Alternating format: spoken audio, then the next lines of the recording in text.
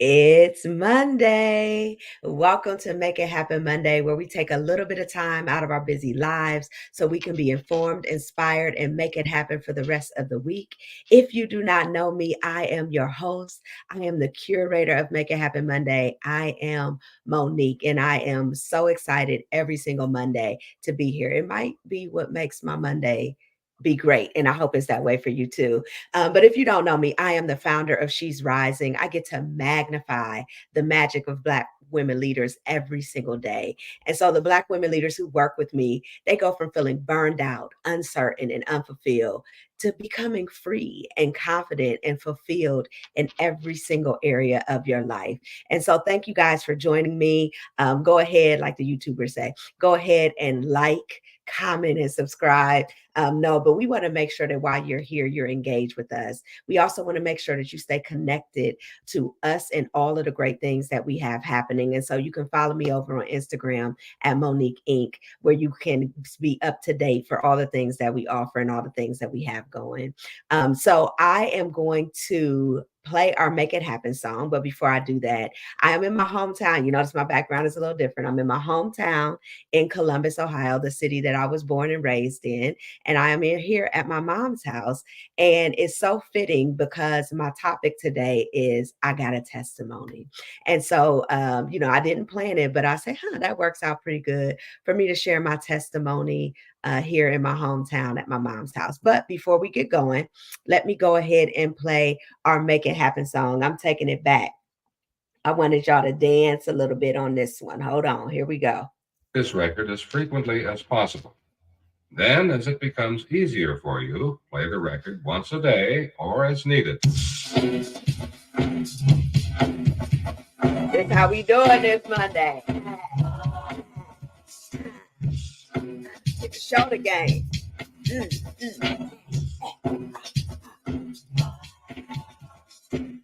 Y'all know these old songs have long over them. Here we go. Hey, it's good. Yeah.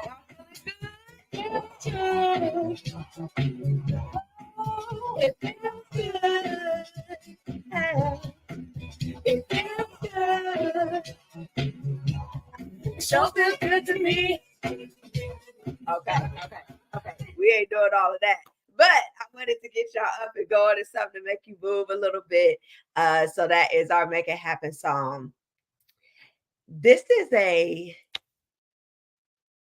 you might see a little more nerves in me today because I'm sharing my testimony. I'm not just talking about general things and then sharing a little tidbit, but I'm actually sharing my life, my testimony. And so, my goal and my hope is that whoever is watching this, whoever is listening, gets something from it, becomes inspired in some sort of way, wants to be more, wants to do better, or even just extend empathy to other people because you just never know what they've been through. And so I'm going to share my testimony. And I thank you all for listening. And I thank you in advance for the grace and the love that you, and the understanding that you give after hearing my story. So, okay, here we go. 13 years old, I was sitting in the doctor's office because I wasn't feeling well. And the doctor came in the room and he told my mom and he told me that I was pregnant. And all I could do was turn to my mom and say, I told you what he was doing to me. And so my father had been abusing me for years. And at one point, I told Children's Services and I told my mom. And, unfortunately, I wasn't believed. And so it allowed my father to continue to rape me and to sexually abuse me during that time in my life. And all I could think about in the moment, it took me a while to go back to really to sit in that moment, was almost like, whew, like they have to believe me now. They have to believe me. But it wasn't long before I was being questioned about who was really the father of that child. And I had not had a sex with anyone else. I was 13. I wasn't ready for that at all. And so in that moment, I felt dirty. I felt ashamed. I felt guilty for what had happened to me. I took the blame. But I also felt invisible, and I felt angry about that. I did not understand why no one would believe me. I felt unseen and I felt unheard. And so I started acting out. Like I just started doing whatever I wanted to do. I started being promiscuous. I got kicked out of school, got kicked out of my mom's house, just a lot of unhealthy behavior. And it took a really dark moment in school. One of the things that I did and led to a rumor. And I really felt like, you know what? My father took my innocence away. My family took my innocence away from me. I feel like I didn't have a childhood, but I'm not going to let it destroy the rest of my life. I didn't have a chance, right? I didn't even have a chance to be who I was created to be. I was stripped of my identity before I could form it because my father's sexual abuse and penetration started when I was 12, but he actually started sexually abusing me, fondling me, etc., when I was 3 or 4 years old. So imagine a 3 or 4 year old. You don't even know your comings or goings. You're still trying to figure out your faculties, what the world is. I didn't get a chance to do that before filth, abuse was introduced to me. And so it caused me to be cold and hard, and broken before I even knew what any of those things are. So I operated in those years believing that that's who I was. So even though I had said that I wasn't going to let my father take the rest of my life away, I didn't really know what that meant. I didn't know what that meant, and I didn't know how to do it. At that moment, it was I dug in deep and I was just committed to being successful and to escape from home. But the reality is carried it with me, not even knowing what I was carrying. And it wasn't until I was 21 when I had my oldest son that I decided I was going to counseling. I hadn't done it before. They attempted to have me go to counseling when I was younger, but I was like, what's the point? I had already talked, I had already told, nobody would listen to me. So what I'm talking to you now for? Um, so what I do want to say is that I didn't keep that child. It wasn't an option for me. As soon as it came out that I was pregnant, my grandma and my mom, they immediately took me to the abortion clinic. And if you know a 13-year-old or you just think about a 13-year-old who I didn't even know what was happening, and I just went along with whatever the adult said. I don't think I would have wanted to keep it, but it wasn't even an option for me. So I started my teenage years doing that, not even being able to go on my 8th grade trip to the water park because of it. And that's the only thing that my 13-year mind was focusing on.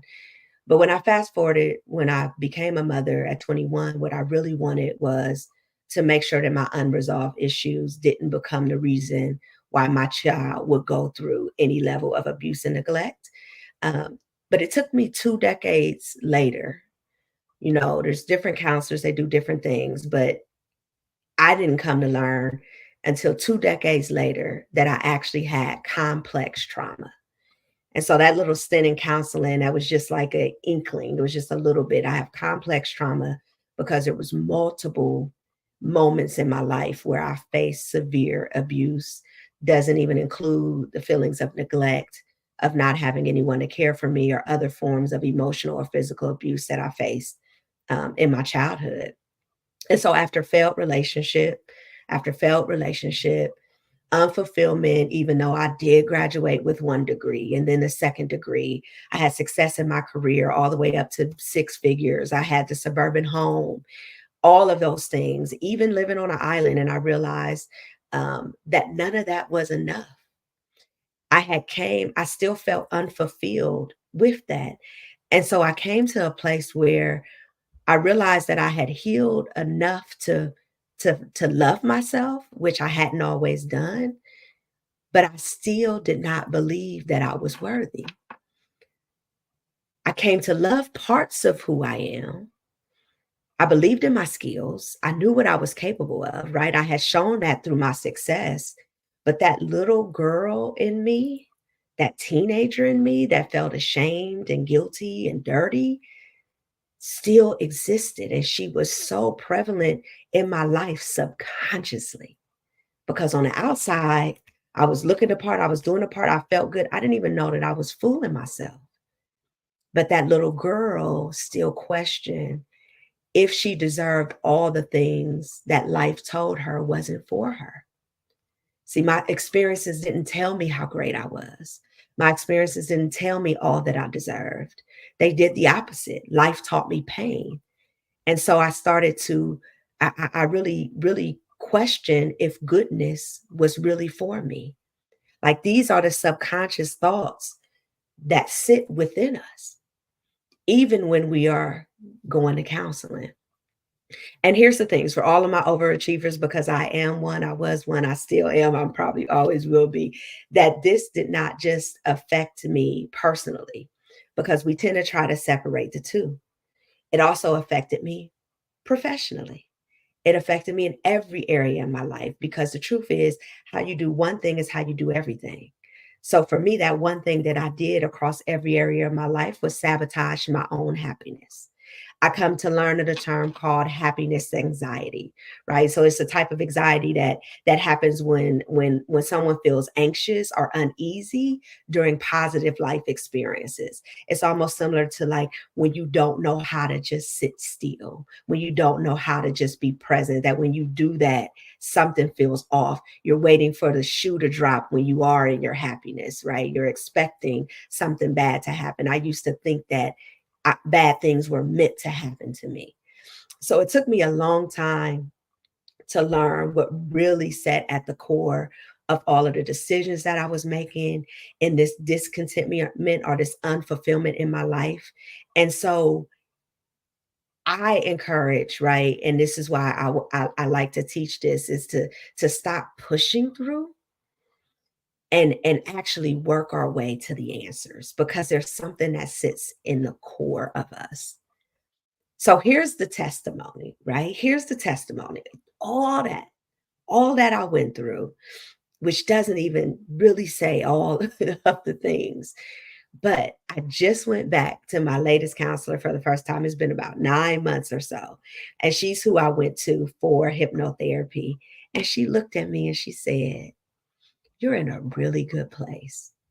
Right? And I knew that. Like, I didn't go back because I felt like I was going through a hard time and I wanted counseling. I believe in counseling and just want to get the cobwebs, just touch the parts that I didn't even know. But for the first time in my life, 43 years old, I can say that I'm whole and I'm healed ish. And the reason why I say healed ish is because I believe in actively healing.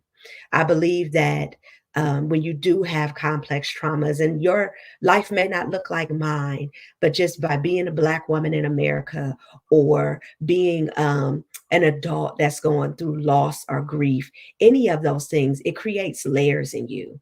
And so, as much as we come to be healed, there's these triggers that still teach us that there's some remnants left, right? And there's some still things. And for me, because of my father's abuse and the challenge in intimate relationships as a result, being single and saying I'm healed is one thing, but being in a relationship and being able to be healthy within that relationship and to have that that's going to be the thing, like it may bring up something else. So that's why I say healedish. And I believe that we actively heal continuously, right? And so I share my testimony because we're not always aware um, of the residual of what we've been through and how it's showing up in our lives.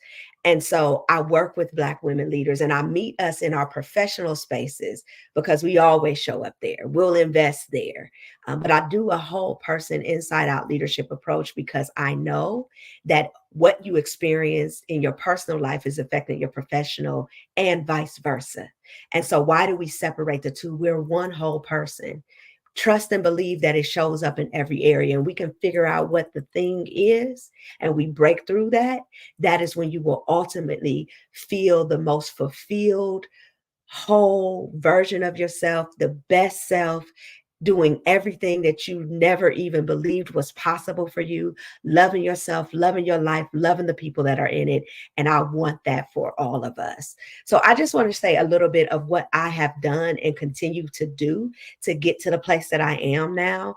And so the one thing was trauma counseling. Like I want to shout out Cleveland Rape Crisis Center, because before then I didn't even know that there was a trauma counseling specifically for sexually abused individuals that help you understand not yourself from just I've been through something bad, but help you really understand the specific things that happens from those who are sexually abused, those that are sexually abused by a father, right? Those who are sexually abused by others. Like it's different nuances, but everybody is different. It shows up different, but it helps you to really understand why you are those things that you think that are you. Like you're that for a reason, and you don't have to be that way. But it helps say, okay, I'm not crazy.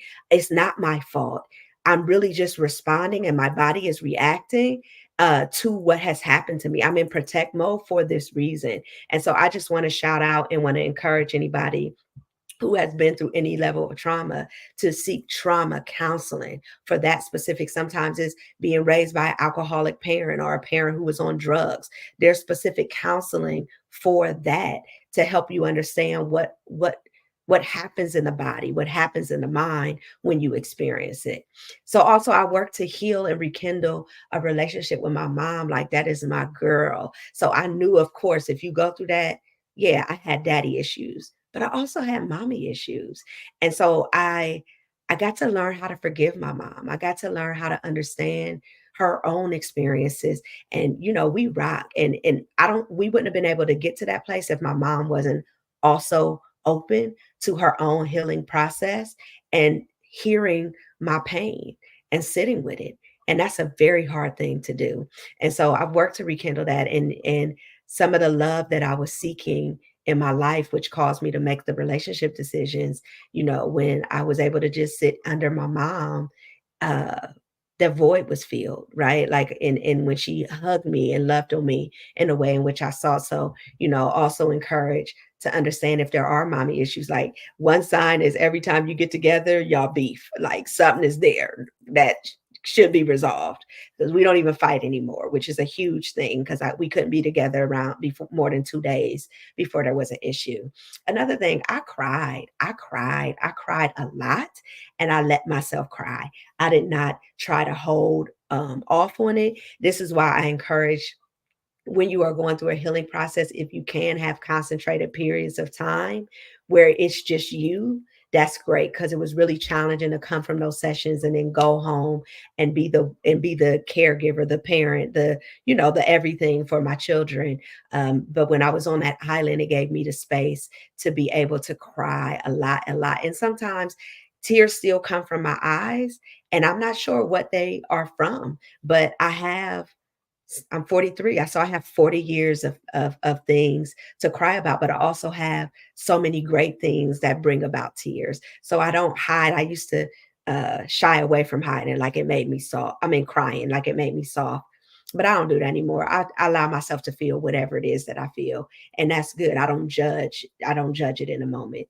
So I also have periods of time where I did a lot of journaling, not just about the sad feelings, but just also processing what I'm feeling and why, and to note my desires. I use my journal as my dream space. I stopped saying what I didn't want and I start saying what I do want, because what we don't realize is the thing that we focus on grows. So the more time you spend just constantly sitting in the pain of the past, not yes, do it to work through it, but then say, where do I want to be? And write affirmational things. Dream of the life that you want to live, the vision that you want to have, who you would be if none of that stuff was ever a part of your life. So spend a lot of time journaling around that.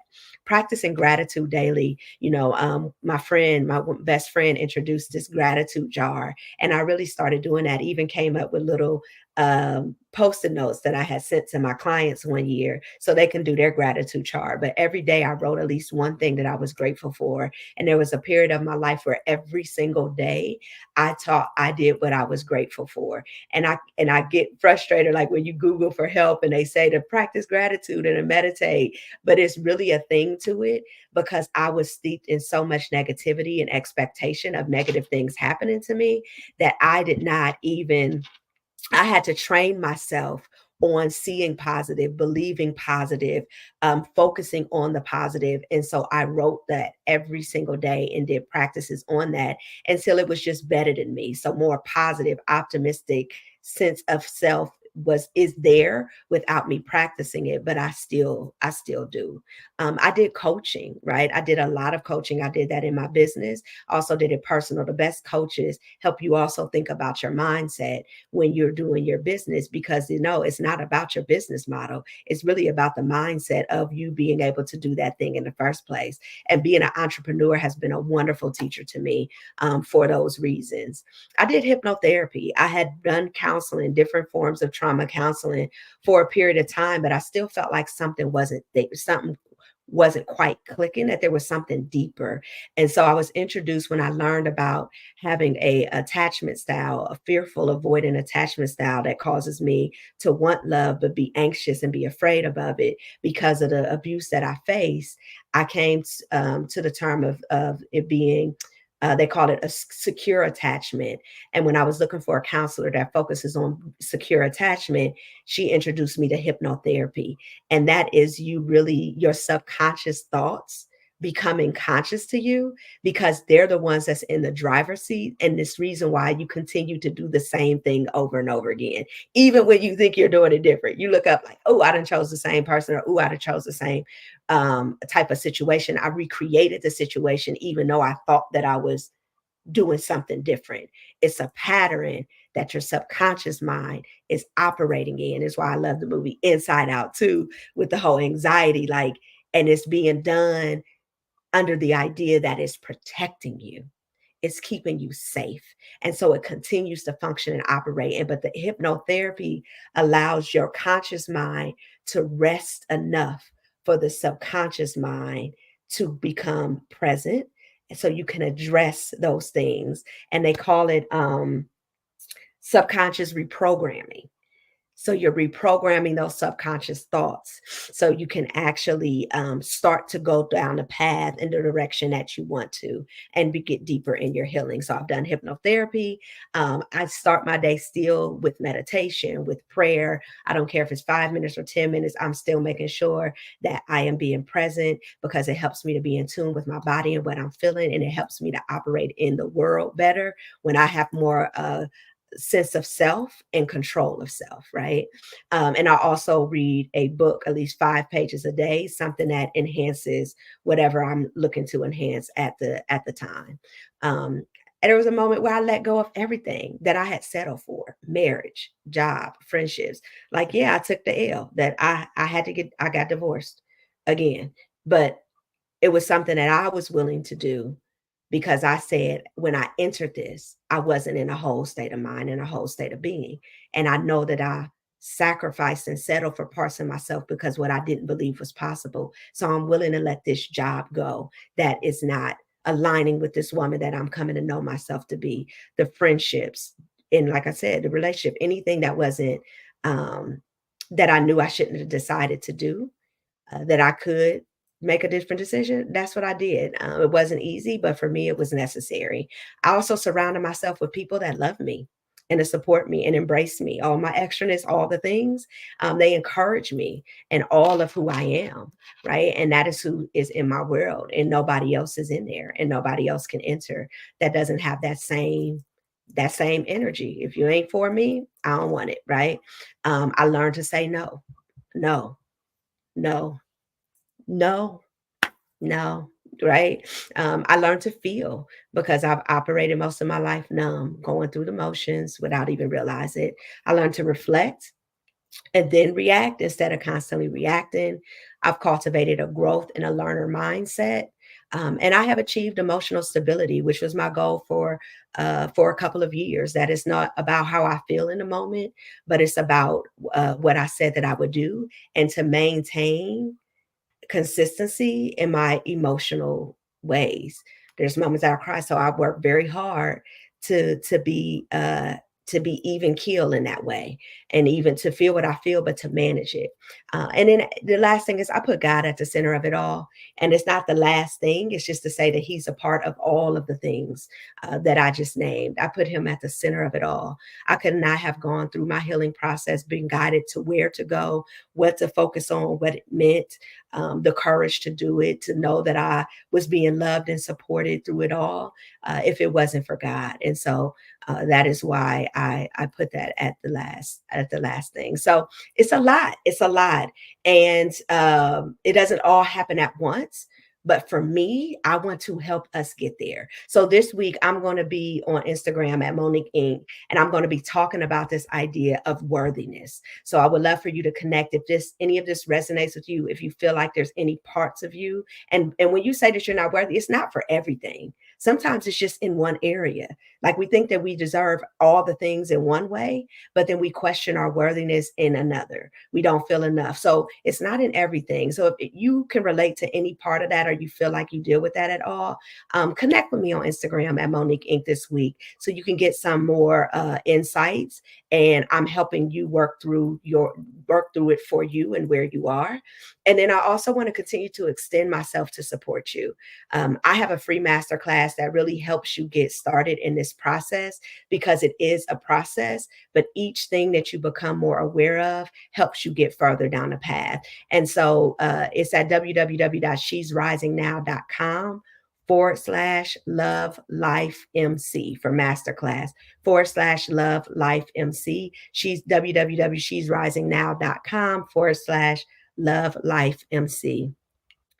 Um, Mental health and emotional health is no joke.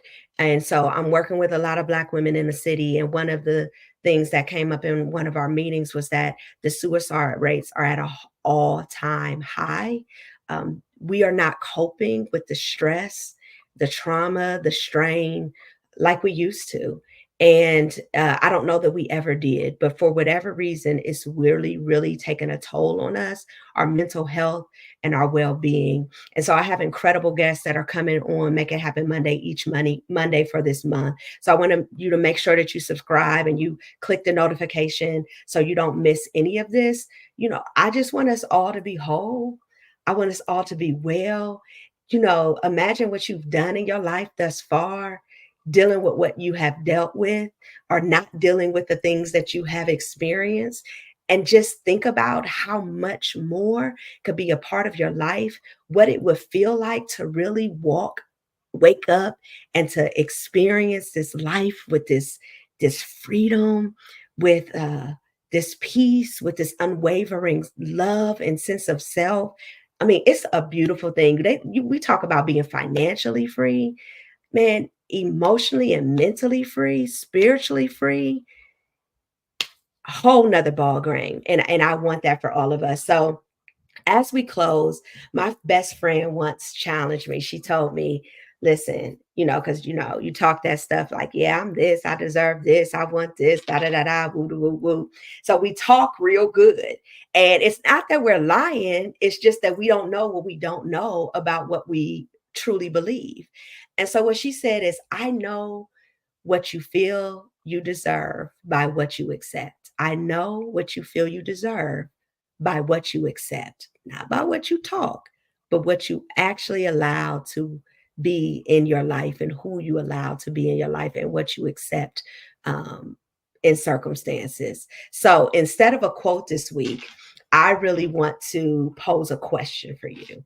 And I would like for you to ponder on this question, and then connect with us on Instagram. DM me if you have any questions or thoughts or anything. But who would you be, and what would you be doing if you really believe that you are worthy? Who would you be, and what would you be doing if you really believed that you are worthy? I want to thank you so much for listening to my story, for being connected. And I want to continue to serve you in your life. Please stay connected. Thank you for joining me on another Make It Happen Monday. And we will see you next Monday, 12 p.m. Eastern Standard Time. Take care of yourself. Have a great week. Bye bye.